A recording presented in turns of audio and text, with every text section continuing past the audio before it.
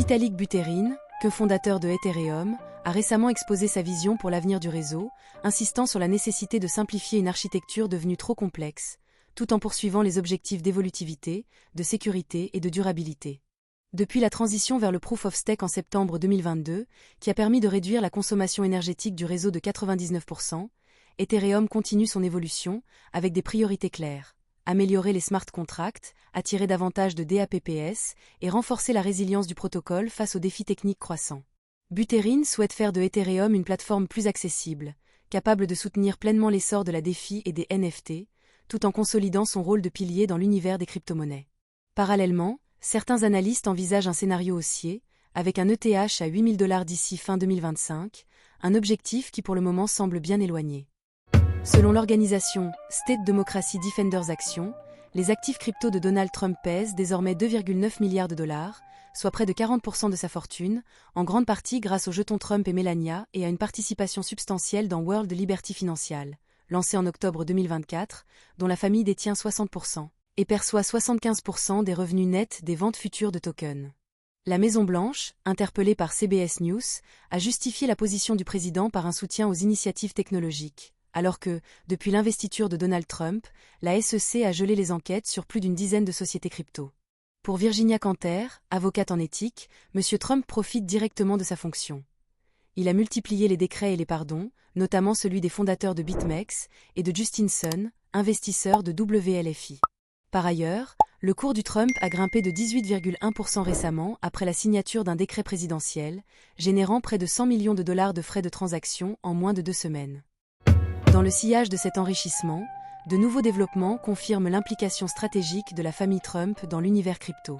Un fonds soutenu par les Émirats arabes unis prévoit d'utiliser une crypto-monnaie créée par leur entreprise World Liberty Financial pour acquérir une participation de 2 milliards de dollars dans Binance, le plus grand exchange mondial. Cette opération pourrait renforcer considérablement l'influence de la famille Trump dans les infrastructures clés du secteur. Parallèlement, les 220 principaux détenteurs du jeton Trump ont été conviés à un dîner privé avec Donald Trump, une initiative qui a déclenché une envolée de 50% du cours du token en quelques heures.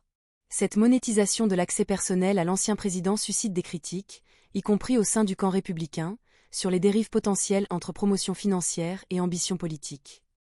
Le 2 mai, les ETF Bitcoin Spot ont connu un afflux exceptionnel de 675 millions de dollars, sans aucun retrait sur les 12 fonds, marquant l'une des journées les plus solides depuis leur lancement.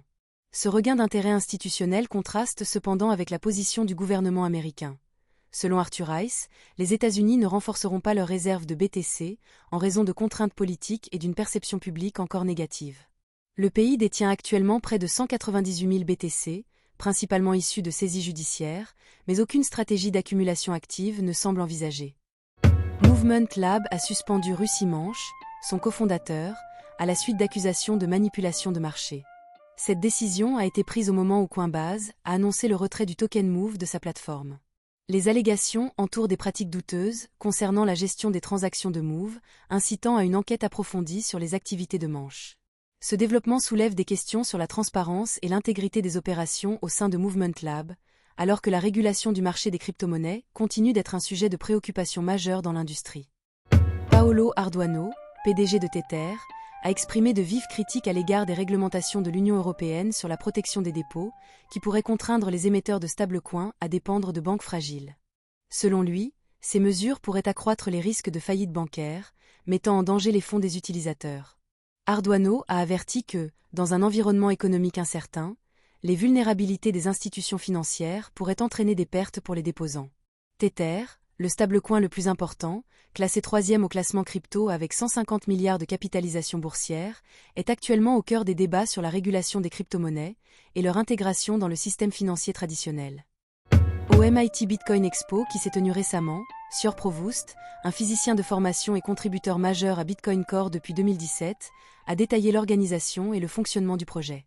Il explique que Bitcoin Core repose sur une gouvernance décentralisée, portée par des mainteneurs bénévoles répartis dans le monde. Le processus de développement s'articule autour de pull requests soumises sur GitHub, d'examens de code croisé et de tests automatisés avant intégration, garantissant fiabilité et sécurité. Les versions majeures sont planifiées collectivement, sans calendrier fixe, afin de privilégier la qualité. Chaque mise à jour suit une phase de test approfondie sur le réseau de testnet. This is Bitcoin. À bientôt.